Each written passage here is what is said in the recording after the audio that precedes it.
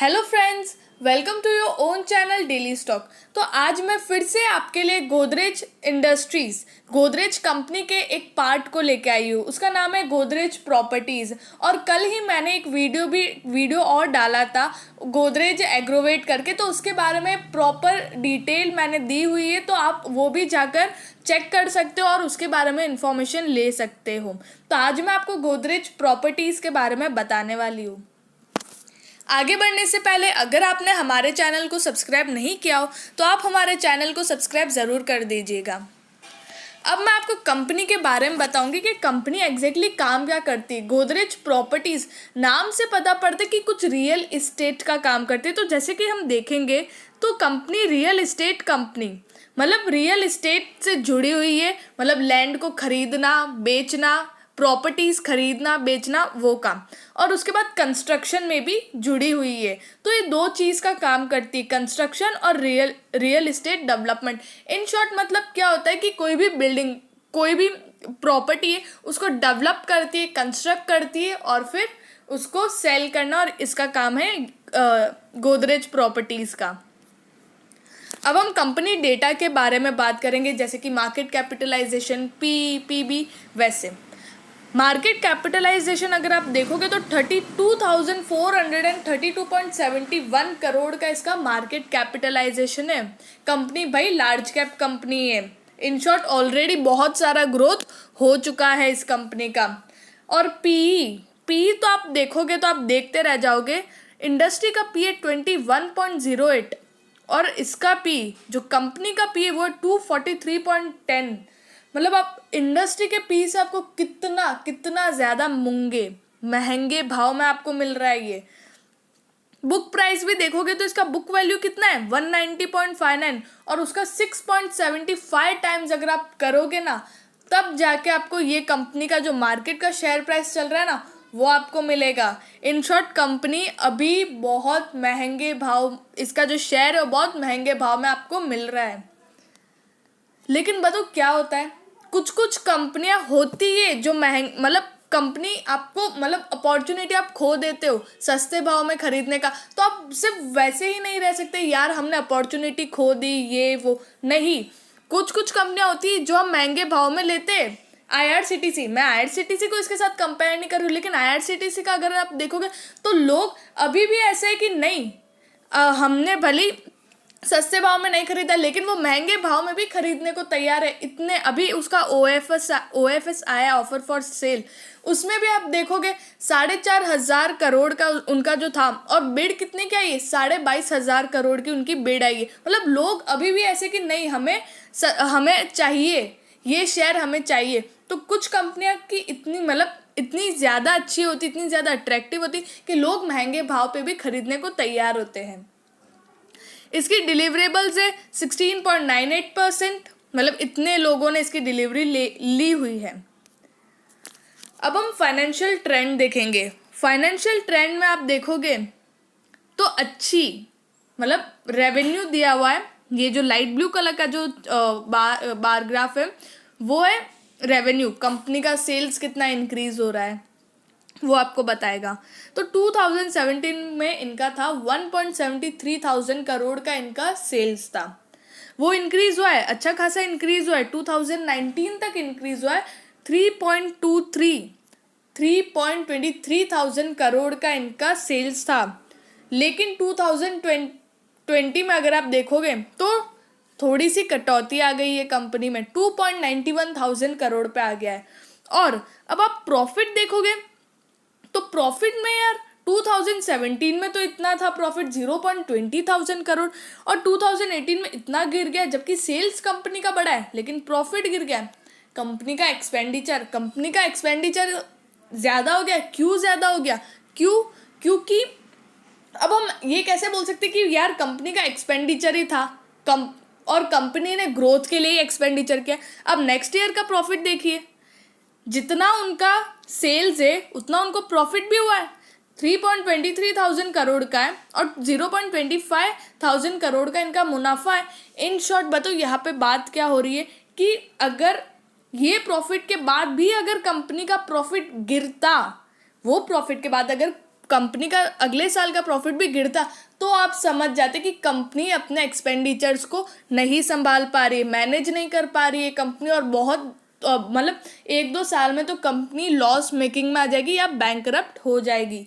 लेकिन यहाँ पे ऐसा नहीं है, कंपनी ने ग्रोथ के लिए पैसा डाला और वो ग्रोथ आपको नेक्स्ट ईयर में दिख रहा है। सेल्स देखिए आप, प्रॉफिट देखिए अच्छा खासा बढ़ा है। उसके बाद 2020 में इनका प्रॉफिट तो इंक्रीज हुआ है लेकिन सेल्स थोड़ा सा डिक्रीज हो गया। 2.91,000 करोड़ का इनका सेल्स था और प्रॉफिट था 0.25,000 करोड़ से 0.26,000 करोड़ पे आ गया है। शेयर होल्डिंग पैटर्न देखेंगे तो वो भी अच्छा खासा है। 64.43% तो प्रमोटर्स खुद है, जो कंपनी के मालिक है उनके खुद के पास 64.43% का स्टेक है। उसके बाद म्यूचुअल फंड होल्डिंग देखेंगे तो 4.25% उनका भी अच्छा खासा है। डोमेस्टिक DIIs का अगर हम देखेंगे तो 0.97%, लेकिन हम FIIs देखें फॉरेन इंस्टीट्यूशनल वालों को तो 19.81%, बहुत ज़्यादा अच्छा खासा इनका शेयर होल्डिंग पैटर्न है। उसके बाद रिटेल एंड अदर्स, अगर आप छोटे मोटे इन्वेस्टर्स देख भी लो तो उनके पास सिर्फ 10.5% है, 10.52% इतना ही होल्डिंग है छोटे मोटे इन्वेस्टर्स के पास। बाकी अगर आप देखोगे तो 90 या 89% तो सिर्फ बड़े बड़े इन्वेस्टर्स के पास है इसका शेयर। अब हम प्रमोटर होल्डिंग पैटर्न देख लेंगे तो उसमें इतना भी कुछ नीचे नहीं गिरा है। जैसे जुलाई 2019 में उनके पास था 64.45% का स्टेक था, थोड़ा सा डिक्रीज हो गया 64.43%, 0.02% का डिक्रीमेंट है। तो इतनी भी कुछ वो नहीं हो गया कि भाई कंपनी ने बहुत ज़्यादा स्टेक है ना बेच दिया है, हमें रिस्क लग रहा है, ऐसा कुछ भी नहीं है। बहुत ही कम उन्होंने स्टेक बेचा 0.02% का। अब हम टॉप लाइन बॉटम लाइन देख लेंगे तो जैसे कि आप टॉप लाइन देख सकते हो तो वैसे हमने फाइनेंशियल ट्रेंड में देखा था कि कंपनी का सेल्स नीचे गिरा है, पर कंपनी का सेल्स देखिए आप 2817 था जो मार्च 2018 से तो इंक्रीज हुआ है 1889,000 करोड़ से 2817 करोड़ पे आया है। लेकिन उसके बाद थोड़ा मतलब डिक्रीमेंट हुआ है, मार्च 2020 में 2441 करोड़ पे आ गया। अदर इनकम आप देखोगे तो 404 से वो कितना इंक्रीज हो गया 473 पे आ गया है। मतलब आपका अदर इनकम इंक्रीज हो रहा है, मतलब जो दूसरे असेट्स दूसरी जगहों से जो इनकम आ रहा है वो कंपनी का इंक्रीज हुआ है, बस कंपनी का जो सेल्स है वो थोड़ा सा गिर गया है। तो 3221 करोड़ जो था उनका टोटल इनकम वो डिक्रीज हो गया 2914 करोड़ पे हो गया। लेकिन आप एक्सपेंडिचर्स देखिए, एक्सपेंडिचर में भी डिक्रीमेंट आ रहा है 2653 करोड़ था और अभी 2116। कभी कभी होता है कि कंपनी का एक्सपेंडिचर कम हो रहा है, क्यों? क्योंकि कंपनी ने ऑलरेडी ग्रोथ कर लिया है। अभी आप एक्सपेंडिचर उस पर करो नहीं करो पर कंपनी उतना ही रिटर्न दे रही है। अब आप मेरी बात समझ रहे हो कि मतलब अगर कंपनी ने ऑलरेडी एक्सपेंडिचर कर लिया, अगर अब वो एक्सपेंडिचर करे तो भी कंपनी उतना ही रिटर्न दे रही, तो अब कंपनी और क्यों एक्सपेंडिचर करे? एक फैक्टर है ये। तो इस बार कंपनी ने मार्च 2020 में कंपनी ने इतना एक्सपेंडिचर किया नहीं है। जैसे कि 2653 करोड़ था उनका एक्सपेंडिचर, अब हो गया 2116 करोड़ पे आ गया है। तो अब जो earning before interest and tax जो मेन इनकम होती है, जो असली इनकम होती है, वो है 798 करोड़ का। जैसे कि 568 करोड़ था इन मार्च 2019, अच्छा खासा इंक्रीज हो गया 798 करोड़ पे आ गया। अब आप इंटरेस्ट देखो, मतलब इंटरेस्ट टैक्स वो तो हर साल इंक्रीज होता है डिक्रीज होता है, मतलब जैसे गवर्नमेंट लॉज बनाएगी वैसे इंटरेस्ट और टैक्स आता है। तो नेट प्रॉफिट भी कंपनी का अच्छा खासा इंक्रीज हो गया 239 करोड़ से हो गया 355 करोड़। ये क्यों इंक्रीज हुआ? क्योंकि कंपनी का एक्सपेंडिचर इस बार कम हुआ है, या तो उन्होंने बहुत अच्छे से मैनेज किया, या अब मैंने आपको एक फैक्टर बताया कि है ना भाई कंपनी अब कितना भी डालो भाई उतना ही रिटर्न दे रहा है, तो ये एक नेगेटिव फैक्टर है। ठीक है, ये एक नेगेटिव फैक्टर है। और ऐसा भी हो सकता है कि कंपनी ने मतलब अब कंपनी के जो अननेसेसरी जो एक्सपेंडिचर्स हो रहे थे वो कंपनी ने बंद कर दिए, सिर्फ जो नेसेसरी एक्सपेंडिचर्स है कंपनी सिर्फ उसी पे फोकस कर रही है, तो वो एक पॉजिटिव पॉइंट है। तो बहुत सारे पॉइंट्स होते हैं, आप अगर आप एक्सपेंडिचर भी देख रहे हो तो उसमें भी बहुत सारे पॉइंट्स इंक्लूडेड है कि क्या हो सकता है क्या नहीं हो सकता है। मैं आपको सारे फैक्टर्स बता रही हूँ, आप उस पर जज करिएगा। Basic EPS earning per share company का डिक्रीज हुआ है, थोड़ा सा डिक्रीज हो गया है 11.16 रुपीज़ था मार्च 2019 में, और अब हो गया 10.84 रुपीज़ हो गया है वो। तो कंपनी का बेसिक ईपीएस जो अर्निंग पर शेयर है, आप एक शेयर पे कितना कमाते हो, तो वो कंपनी का थोड़ा सा डिक्रीज हो गया है। लेकिन उसी जगह बुक वैल्यू, मतलब उस जगह नहीं, अगर आप बुक वैल्यू देखोगे तो वो अच्छी खासी इंक्रीज होगी 107.67 रुपीज़, और इंक्रीज हो गया 190.64 हो गया। मतलब आप समझ सकते हो कंपनी के एसेट्स इंक्रीज हो गए और कंपनी की लाइबिलिटीज डिक्रीज हो गई। बहुत ही ज़्यादा पॉजिटिव बात है ये। ग्रॉस प्रॉफिट मार्जिन देखोगे वो भी बहुत अच्छा इंक्रीज हुआ है, 20.67% था और अब हो गया 33.52% है। बहुत अच्छा इंक्रीज हुआ है, पॉजिटिव बात है ये। ऑपरेटिंग मार्जिन मतलब जो कंपनी के ऑपरेशंस जो है, जो कंपनी ऑपरेशंस जो हेल्ड कर रही है, नहीं रुकिए आप एक सेकेंड। ग्रॉस प्रॉफिट मार्जिन में आप देखिए कंपनी का सेल्स डिक्रीज हुआ है, ठीक है, फिर भी कंपनी का ग्रॉस प्रॉफिट मार्जिन इंक्रीज हुआ है। क्यों ऐसा हुआ है? क्योंकि कंपनी ने भले ही कम सेल्स किया है लेकिन उस पर जो मार्जिन लिया है, उस पर जो प्रॉफिट कमाया है, वो कंपनी ने ज़्यादा कमाया, उस वजह से कंपनी का ग्रॉस प्रॉफिट मार्जिन इंक्रीज हुआ है। ग्रॉस प्रॉफिट मार्जिन अभी कैसे इंक्रीज हुआ है? मतलब ट्रस्ट हो गया है लोगों को कि भाई कंपनी अगर ज़्यादा मार्जिन ले रही है फिर भी लोगों को उनका काम पसंद आ रहा है और लोग उसी से ही वो चीज़ ले रहे हैं, उन्हीं से ही काम करवा रहे हैं। बहुत ज़्यादा पॉजिटिव बात है, आप इसको लाइटली मत लो। ऑपरेटिंग मार्जिन देखो तो वो भी बहुत अच्छा खासा इंक्रीज हुआ है, 20.17% था और अभी 32.68% है। क्यों? क्योंकि कंपनी के ऑपरेशंस बहुत ज़्यादा अच्छे से चल रहे हैं मार्केट में। मतलब कंपनी जो भी ऑपरेशंस हेल्ड कर रही है कंपनी, एक तो बहुत सारे ऑपरेशंस, मतलब ये काम वो भी इंक्रीज हो रहा है और लोगों को पसंद भी बहुत आ रहा है। नेट प्रॉफिट मार्जिन तो इंक्रीज होना ही है, कंपनी का एक्सपेंडिचर कम हुआ है और सेल्स भी ठीक ठीक हो गया, तो नेट प्रॉफिट मार्जिन भी इंक्रीज हुआ है, 8.49% से 14.57% पे आ गया है। अब हम net on equity, return on equity देखेंगे। मतलब जो कंपनी की जो टोटल इक्विटी है उस पर उनको कितना रिटर्न मिलता है, मतलब उस पर वो प्रॉफिट पे उनको कितना रिटर्न मिल रहा है, तो वो कंपनी का डिक्रीज हो गया, 10.25% था और अब हो गया 5.56%। अब देखो, अब यहाँ पे जो ROE है वो डिक्रीज हो गया है, तो अब यहाँ पे मतलब क्या होता है कि कंपनी कंपनी एफिशिएंट नहीं है। जो शेयर होल्डर, जो प्रॉफिट उनको बनाना होता है, शेयर होल्डर को अच्छी वैल्यू देनी होती है, उसमें कंपनी एफिशिएंट नहीं, मतलब जो शेयर होल्डर है उनको अच्छी खासी वैल्यू नहीं मिल रही है। यहाँ पे ये नेगेटिव पॉइंट है। भले ही कंपनी अच्छा काम कर रही है तो कंपनी के प्रमोटर्स को मुनाफा हो रहा है, मतलब कंपनी के अंदर जो काम कर रहा है उन्हें मुनाफा हो रहा है। अब कंपनी के जो शेयर्स खरीद के बैठा है उन्हें अच्छी वैल्यू नहीं मिल रही, तो भाई बंदा क्यों इन्वेस्ट करेगा उस कंपनी पे? ये एक नेगेटिव बात है। ROC, return on capital employed, मतलब जो भी कैपिटल लगाते हैं उस पर उनको कितना रिटर्न मिल रहा है, तो यहाँ पे इतना भी मतलब वैसा नीचे नहीं आया, 9.06% था इन 2019 और अभी थोड़ा सा डिक्रीज हो गया 16.56% हो गया है। और रिटर्न ऑन एसेट्स वो भी थोड़ा सा डिक्रीमेंट में है, 3.12% था और अभी 2.64% है। मतलब जो भी उनके एसेट्स हैं उन पे उनको कितना रिटर्न मिल रहा है, तो थोड़ा सा डिक्रीज हो गया, ये भी एक नेगेटिव पॉइंट है। ROC वाला है नेगेटिव पॉइंट, यहाँ पे ये पूरे रिटर्न्स है ना वो सारे नेगेटिव पॉइंट में आए हुए हैं। करंट रेशो आप देखोगे तो करंट रेशो अच्छा खासा है, 1.08 था और अभी 1.45 हो गया है। मतलब 2:1 होना चाहिए आइडियली, लेकिन यहाँ पे 1.45:1 है, तो ये भी अच्छा खासा है। मतलब कंपनी का कैश फ्लो अच्छा है। क्विक रेशो आप देखोगे तो 0.65 अब 1.04 हो गया।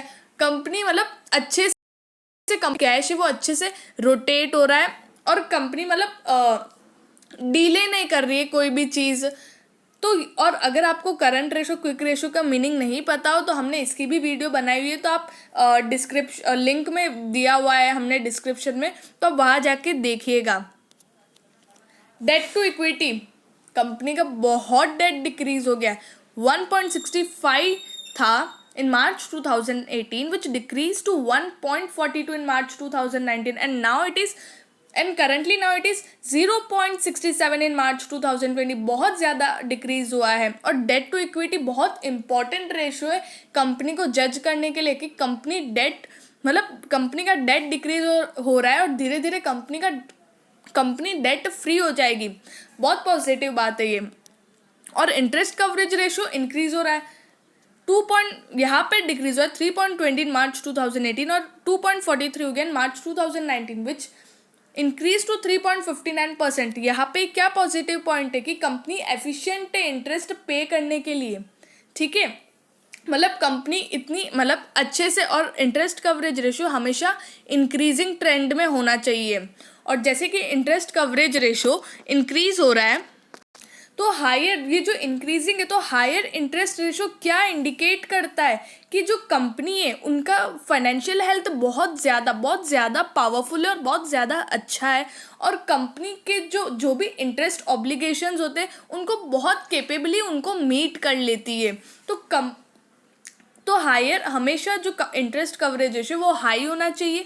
और अगर किसी कंपनी का लो इंटरेस्ट कवरेज रेशियो हो रहा है, मतलब दिन पर दिन जैसे 2.43 तो फिर 2.15 फिर 2 हो रहा है, वो डिक्रीजिंग ट्रेंड में जा रहा है, तो कंपनी का जो डेट बर्डन है वो इंक्रीज हो रहा है. और यहाँ पे आप देखिए कंपनी का जो डेट टू इक्विटी वो डिक्रीज हो रहा है, बहुत ज़्यादा अच्छे से डिक्रीज हो रहा है. और इंटरेस्ट कवरेज रेशियो मतलब एफिशिएंटली इंक्रीज हो रहा है. ये पॉजिटिव बात है कंपनी का. CAGR बहुत ज़्यादा अच्छा है कंपनी का. अगर आप सेल्स देखोगे कंपाउंड एनुअली ग्रोथ रेट 3 साल का अगर आप एवरेज निकालते हो तो 0.83 इन 2018 मार्च 2018 इंक्रीज हो गया 9.9. और अब देखिए 15.54% हो गया. कितना अच्छे से एफिशिएंटली इंक्रीज हो रहा है कंपनी का सेल्स. और नेट प्रॉफिट भी आप देखिए तो 8.59% था इन मार्च 2019 और अब इंक्रीज होके देखिए आप 26.65% हो गया इन मार्च 2020. बहुत एफिशिएंटली अच्छे से इंक्रीज हो रहा है नेट प्रॉफिट और सेल्स. कंपनी की बहुत इंपॉर्टेंट चीज़ है नेट प्रॉफिट और सेल्स. अगर सेल्स इंक्रीज होगा नेट प्रॉफिट बढ़ेगा, मतलब कंपनी का प्रॉफिट बढ़ेगा, कंपनी का शेयर प्राइस अपने आप ऊपर जाएगा. क्यों नहीं ऊपर जाएगा? जब कंपनी में ग्रोथ होगी तभी कंपनी का मतलब अच्छे से सेल्स बढ़ रहा है, नेट प्रॉफिट बढ़ रहा है. और लोग क्या, मतलब अगर कोई भी कंपनी पे इन्वेस्टर्स इन्वेस्ट कर रहे हैं तो क्या चाहेगा कि वो कंपनी अच्छे से काम करे जो ये कंपनी कर रही है. तो ये कंपनी में मतलब अगर आप देखोगे ओवरऑल तो आप इसमें इन्वेस्ट कर सकते हो. लेकिन अब हम कंपनी का करंट प्राइस देखेंगे कि वो क्या चल रहा है. गोदरेज प्रॉपर्टीज़ का अगर आप करंट प्राइस देखो तो 1303.40 रुपीज़ इसका करंट प्राइस चल रहा है. और आज इसका 1.85% ऊपर था. ये 23.70 रुपीज़ का वॉलेटिलिटी था, उतना इंक्रीज हुआ है पिछले दिन से. और 5 ईयर हाई अगर आप देखो तो 1295. तो आप देख सकते हो कि वो अपने 5 ईयर हाई को तोड़ के ऊपर निकला है. मतलब भले ही 6-7 मतलब 8-9 रुपये ऊपर है लेकिन उसने अपने 5 ईयर हाई को तोड़ दिया है. बहुत बड़ी बात है कंपनी का कि कोई भी कंपनी अपने 5 ईयर हाई को तोड़ के आगे बढ़े. अब जब वो 5 ईयर हाई टूट गया है तो अब आप देख सकते हो कि अब वो नए हाईज बनाएगी. और वो नए हाई जब बनाएगी तो उसमें आपको अच्छा रिटर्न, अच्छा प्रॉफिट आप कमा सकते हो. तो अगर आपको ये कंपनी में मतलब लगे कि आप इसमें इन्वेस्ट कर सकते हो तो आपको इसमें इन्वेस्ट करना चाहिए. मेरा मानना है कि आप इसमें अच्छा, भले इसने 5 ईयर हाई को तोड़ दिया है लेकिन इसमें अच्छा वो मतलब अच्छी ग्रोथ दिख रही है कि मतलब ये कंपनी कहीं भी जाने वाली नहीं है. ठीक है, तो और अच्छा काम भी कर रही है, लोगों को पसंद भी आ रहा है. तो फिर आप इसमें इजीली इन्वेस्ट कर सकते हो. अगर आप इसमें इन्वेस्ट करते हो तो आपको अच्छा मुनाफा भी मिल सकता है. और अगर आपको वीडियो अच्छी लगी तो please like and share and subscribe our channel.